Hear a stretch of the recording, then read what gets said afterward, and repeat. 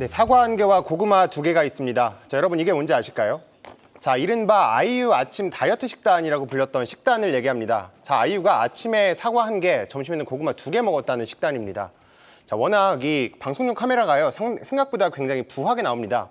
그렇다 보니까 이 다이어트를 굉장히 많이 하는 건데요. 특히 연예인들, 특히 아이돌 가수들은 그만큼 더 심하겠죠. 자, 그런데 그렇다고 주가까지 다이어트할 필요는 없을 텐데 말입니다. 자, 올해 들어서요, 이 JYP의 주가가 고점 대비해서 이 30%가량 하락 중입니다. 자, 그리고 스위스의 투자은행인 UBS도 지금 JYP의 목표 주가를 기존 14만 원에서 9만 원으로 하향 조정하고 있습니다. 자, 그렇다면 우리 엔터주 업황들 과연 어둡기만 한 걸지 제가 취재한 내용들 자세하게 설명드리겠습니다.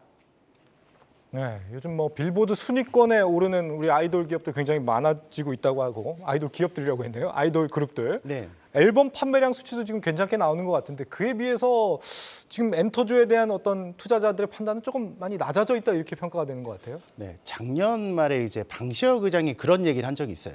지금 현재에 만족하면 안 된다. 지금의 어떤 앨범 판매량이나 이런 인기는 뭔가 좀 거품이 있을 수 있다. 이런 얘기를 했는데요. 네. 우연찮게 그때 이후로 이제 주가가 아주 큰 하락을 겪었습니다. 결국에는 작년에 이제 엄청난 앨범 판매량, 뭐 대표적인 그룹이 세븐틴이죠. 500만 장이 넘게 팔렸는데요. 네. 작년에 그 저작권료 수입 1위가 원래 그 하이브의 피독이 3년 연속이었는데, 작년에 전혀 모르는 그 작곡가 이름이 나왔어요. 전체 1위가 바로 세븐틴의 작곡가입니다.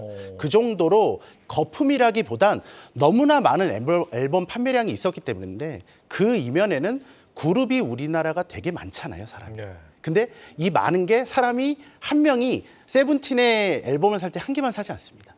기본 10장은 삽니다. 예. 저도 딸아이를 키우고 있지만 몇 개가 있습니다. 그 왜 몇 개를 사느냐 물어보니까 네. 뭐 거기 포토카드가 있는데 그거를 뭐 모아야 된다고 하더라고요. 그러니까 이게 약간 거품이 어느 정도로 좀 있지 않았나. 그러면 그게 정상화되는 과정이 우연찮게 이번 연도 초에 우리나라 기업 그 걸그룹들이나 보이그룹들의 앨범 판매량이 하향되는 결과가 있었어요. 결국에는 작년에 커리어 하이를 찍었다. 예. 특히 JYP가 정말 좋았었는데 50% 정도 급락한 이유는 마진이 30%가 넘는 아주 좋았던 회사인데, 이번 연도부터 그 마진이 30%에서 20%대로 낮아지는 그런 효과가 있습니다. 거기에 또 SM이 문제가 좀 있었잖아요. 그렇죠. 여러 가지. 근데 그게 여러 가지로 좀 해결이 좀 해소가 좀 되면서 네. SM 같은 경우는 JYP하고 돈을 똑같이 벌어요. 근데 시가총액이 반토막밖에 안 하거든요. 예. 그렇게 본다면 과연 JYP에 대해서 우리가 좀 봤을 때 과연 매력적인가? 여기에 대한 좀 의구심이 좀 있는 거죠. 예. 듣다 보니까 차장님의 등골이 좀 휘는 부분이 있겠다,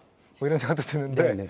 그래도 뭐 능력이 뛰어나시니까 뭐 충분히 감당 가능하실 것 같고, 실적이 기대에 못 미친다 지금 JYP가. JYP 실적이 지금 정확히 어떤 상황이에요? 네, 제가 그래서 좀 실적을 부문별로 좀 살펴봐야 됩니다. 그래서 네. 제가 부문별로 제가 좀 나눠봤는데요. 자, 음반과 스트리밍 또 이 콘서트와 MD 매출이 조금 다릅니다. 그래서 음반이나 스트리밍 같은 경우에는 매출의 비중 기여도가 조금씩 줄고 있거든요. 보시는 것처럼 각각 2%포인트, 3%포인트 조금 줄고 있는데, 제가 콘서트랑 MD를 빨간색으로 쳐놨잖아요. 이게 보시는 것처럼 콘서트랑 MD 거의 2배 가까이 조금씩 늘고 있습니다. 이것만 봐도 콘서트 MD 매출 되게 많이 늘었다라고 생각하실 수 있을 텐데요.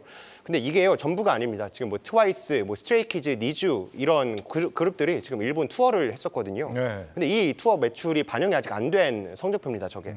그렇다 보니까 여기서 지금 전체 75만 명 정도 지금 관객을 동원했으니까 콘서트의 매출 비중 기여도가 조금 더 올라갈 수 있겠다, 1분기예요. 그렇게 볼 수 있겠고, 또 이 콘서트랑 MD를 제가 같이 본 게, MD가 지금 굿즈 판매 이런 거 얘기하거든요. 네. 콘서트장 가면은 앞에 굿즈나 이런 것들이 이렇게 매대가 쫙 깔려 있습니다. 그러니까 콘서트장에 가면은 그만큼 MD의 매출 비중도 같이 올라갈 수 있겠다. 좀 이렇게 보실 수 있겠습니다. 공연 매출은 좋은데 음원 매출은 좀 빠진다. 음원 매출은 왜 빠지는 거예요? 네, 아무래도 사실 이게 JYP만의 문제는 아니긴 합니다. 방금 뭐 조 차장님도 설명해 주셨는데, 네. 물론 어제 이 NCT 드림이 미니 5집을 냈거든요. 이게 133만 장이라는 굉장히 좀 많은 기록적인 판매 기록하면서 오늘 SM 주가 많이 오르고 있긴 한데요. 전반적으로 이 엔터사들의 음반 판매량이 많이 줄고 있습니다.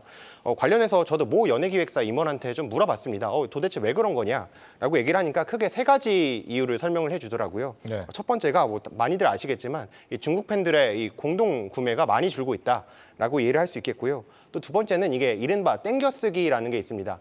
이 땡겨쓰기가 초동 기간에 이 앨범을 대량 구매한 다음에 이걸 나중에 팬사인회를 통해서 나중에 푸는 거거든요.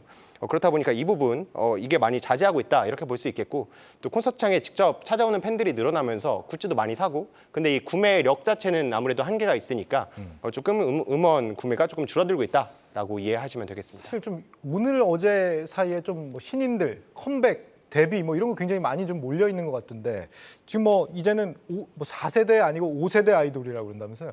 맞습니다. 참 이게 세대 구분이 참 애매하긴 한데 사실 그리고 기획사 내부에서도 팬들도 많이 좋아하진 않는다고 합니다. 네. 이게 왜냐면은 뭐 리세라핌, 에스파 뭐 이런 그룹들이 다 4세대로 분류가 되는데 만약에 5세대 신인이 나왔다라고 하면은 팬이나 이 기획사 입장에서는 기존에 있던 그룹들이 조금 이게 되게 되는 거잖아요. 연식이 좀 되게 보일 수 있으니까 썩 기분이 좋지만은 않다.